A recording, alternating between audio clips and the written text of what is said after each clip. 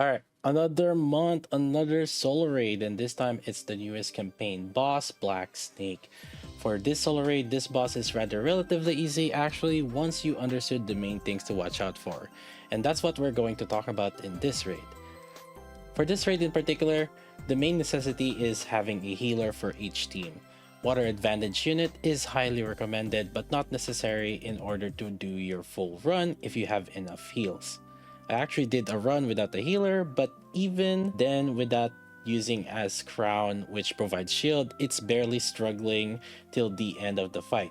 And even with all that effort of making sure to avoid damage as much as possible, the payoff wasn't worth it as opposed to other opportunity costs you could do with other teams. Alongside that, I'll also talk about different team compositions we can do. As water, we're getting very crowded lately, and I can understand that the insane amount of options you can have. I'll talk about the different combinations and substitutes you can do for this raid as well. This boss's mechanics are rather straightforward. Let's talk about each of them, starting off with the most basic ones. Throughout this fight, the boss does single target damage to the highest attack unit with its laser machine gun and eye laser. This is fairly negligible as you're carrying healer anyways.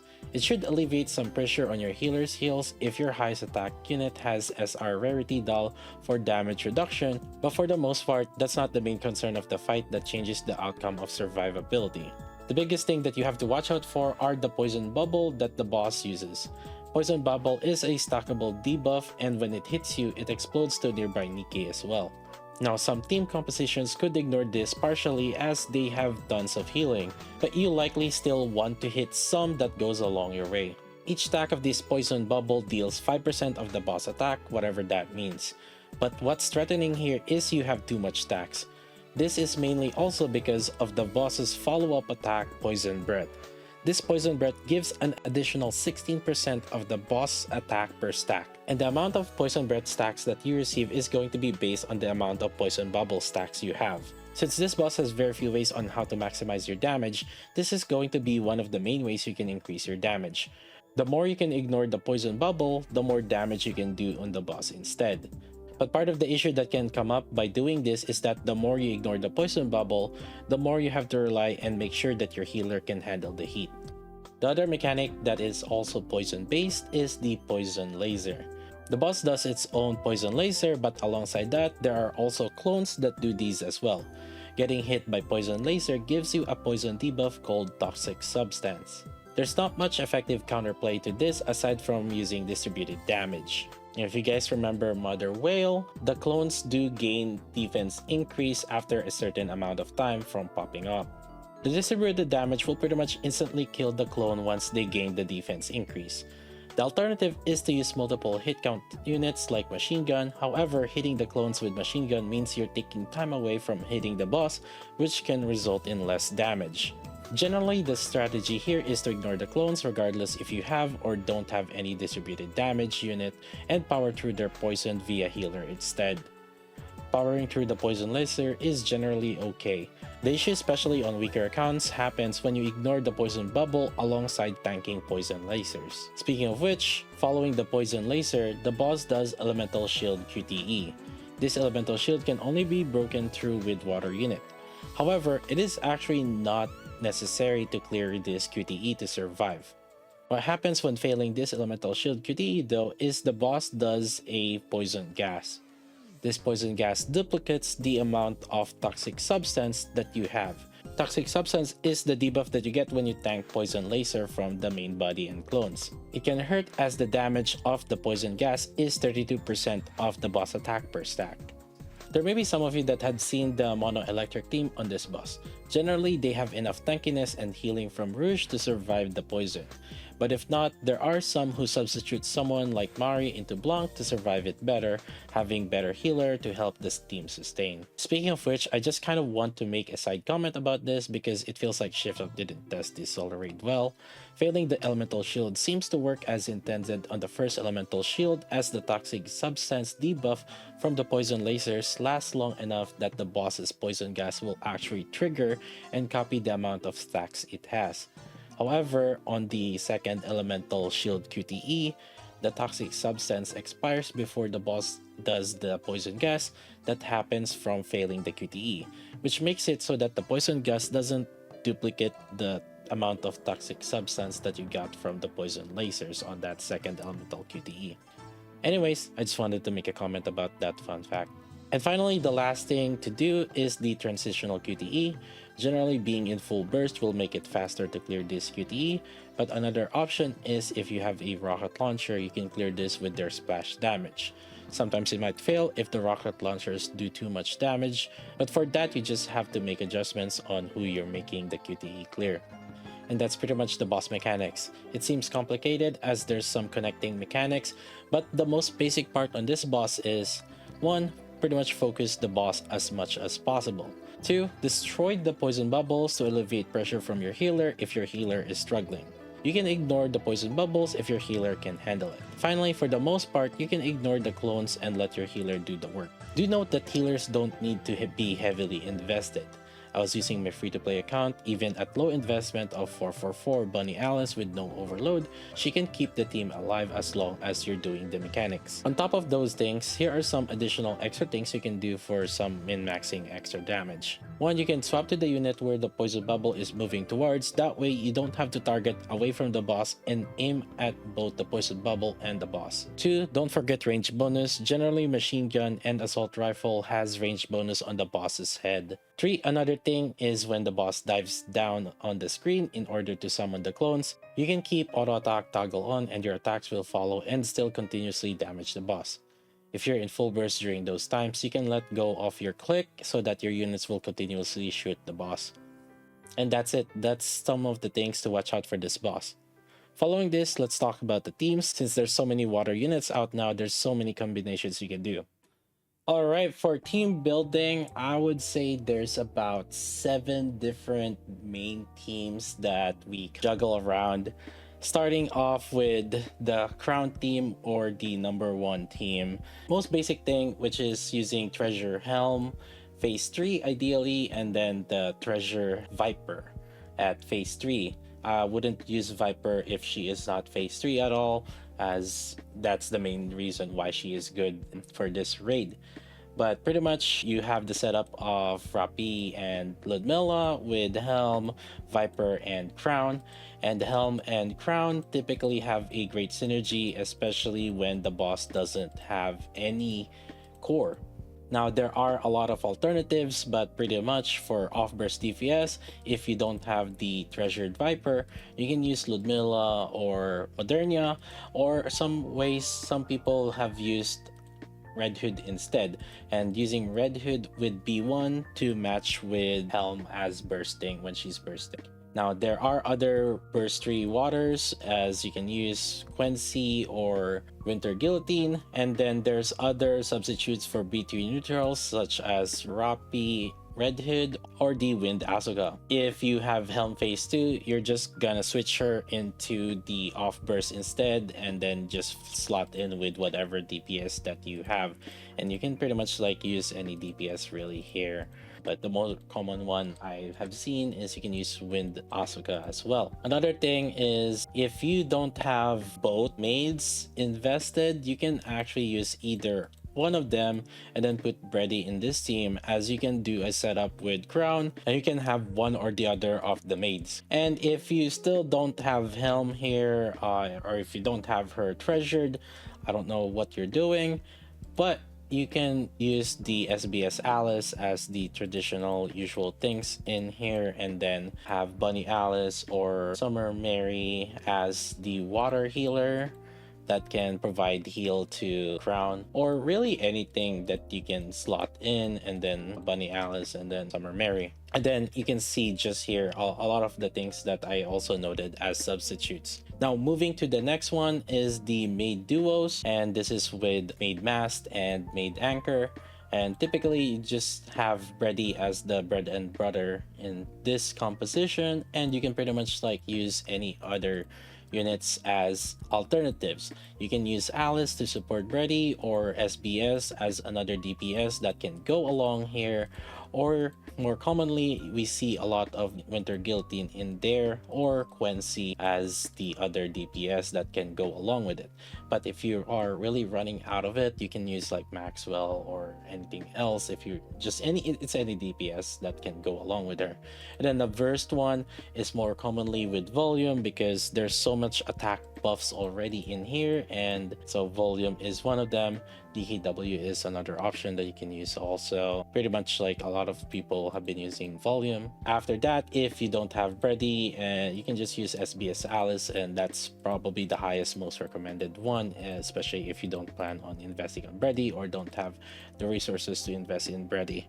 Next is the grave teams. This is where some people just kind of get a little bit creative. The most common setup is to use litter, because it's very easy to catch up to litter's cooldown reduction, which can get up down to 8 seconds, so that you can burst every 12 seconds instead. So it's relatively easy if you're using grave alongside with that. But more commonly, this is where you can start using the SBSs. I think we will see a lot of SBSs in this setup, and you can use Alice, and there's also another setup with mana, and then you're using a DPS water like Quency or say Phantom to go along with that on the SBS in the grave team. And then there's another setup with Bunnies Alice. So Bunny Alice is gonna be your healer here, or Summer Mary, and then that can go along with Wind Asuka, or really any DPS that can go along with it. But Wind Asuka is generally, one of the better units as that we have free available. Next is the shotgun team, and some people can opt into shotgun team or opt out of the shotgun team. But if you do have the shotgun team, you do the pretty much the standard, because Stove is the core of the shotgun team and she's water, so you kind of have everything else set up. So it's either the bunnies or Leona and Bunny Alice or Tianaga setup. So, and then if you don't have Treasure Drake, you can use Maid Brevity or whichever that you have. Next is the Cinderella team, and this is pretty much the core. You have Cinderella and Rouge, they're pretty much together, they pretty much go hand in hand. But as usual, if you don't have Rouge, just use whichever B1 CDR that you have left, likely the Killer Wife if you don't have Rouge. But I'm gonna use Summer Anise and Mari and Winter Maiden. And now this is a mono electric. It is very difficult for a lot of people to, especially they don't have SR dolls equipped and leveled up, and their gears are not leveled up. It might be very difficult to survive, and in that situation I would probably just swap out Mari with Blanc. If you need really need a healer, that's the main substitute that I would say. But you can also use Rem, either using her as the burst 2 or actually the off burst instead. So she would be outside and not really bursting, but you have another one, right? You have Mari as the one that's bursting, and then Rem just kind of offside as the secondary deal with the QTE. And then pretty much if you still really are struggling or you don't have those options, then you might want to just use a water DPS to help you out on the QTE. And then pretty much like here are the different substitutes that you can see. And then extra shout out if you have Trina with Scarlet invested. Next one is Tianaga, and Tianaga is likely gonna be not used for a lot of the top rankers that you would see, but the setup does exist. One of the other setup is typically using her with Dorothy, and then you can pretty much flex with any DPS because you can use Dorothy as the water, and generally her cooldown is not really on the dot, but because there's a little bit of delay on Tia, like extra 1 second after you use Tia, you can't use another burst one. So Dorothy is generally okay to use even without using like Brevity. And then you can use other DPS there. You can use SBS Alice or Wasuka, or really any DPS that you have left. And the other setup, or if you're using Milk Treasure, WTF. And then the other setup is Tianaga with any water DPS that you have, and then just slap in any other DPS, and then whatever B1 CDR that you have. It is very possible to just use that, but I would see that either Tianaga would end up being the shotgun team or the using Doro. I would say that would be the more likely common one. Then if you have bunnies, so this one is if you're not using any of the above bunnies, if you end up like not using blanc, then here are just some alternatives.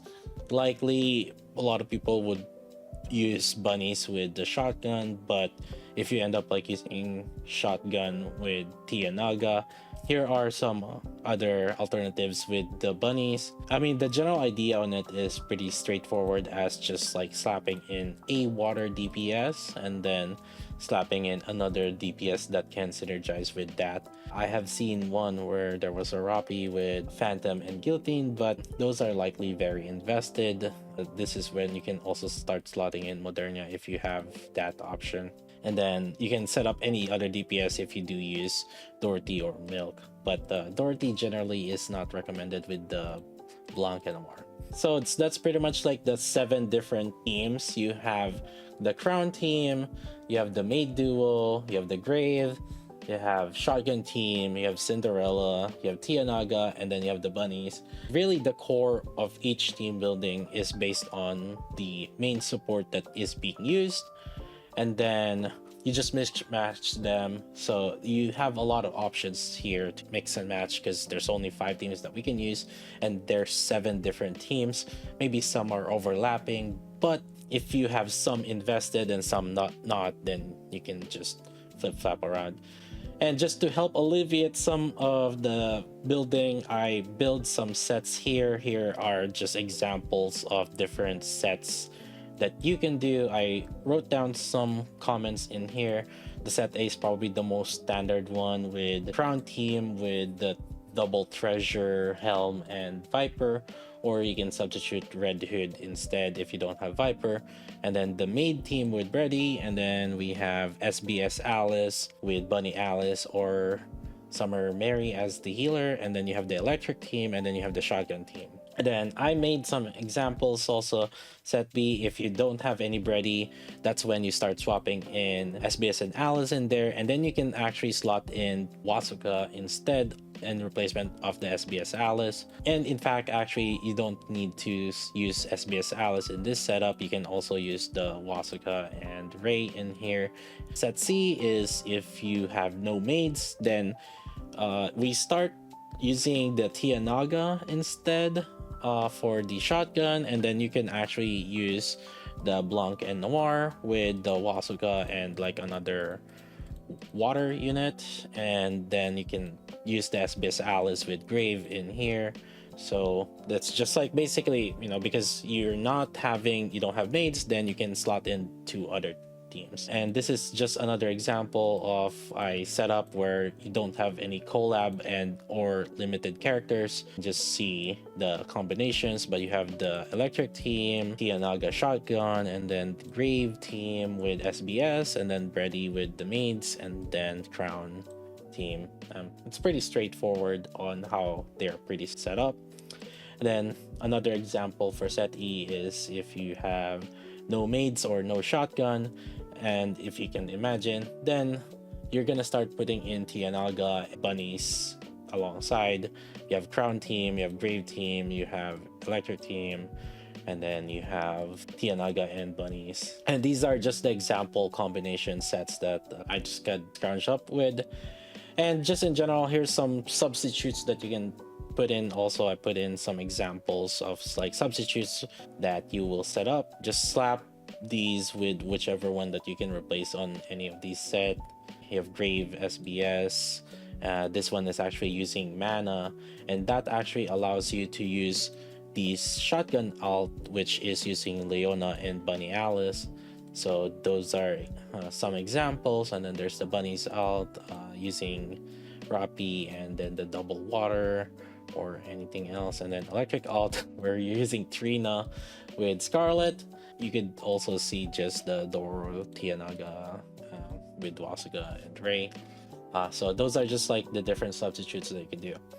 But yeah, that's pretty much the solar raid guide for this month. As usual, if I find more things, we will update this team comps guide.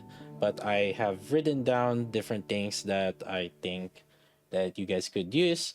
And now you just gotta be creative and figure out which one works the best for your team setup.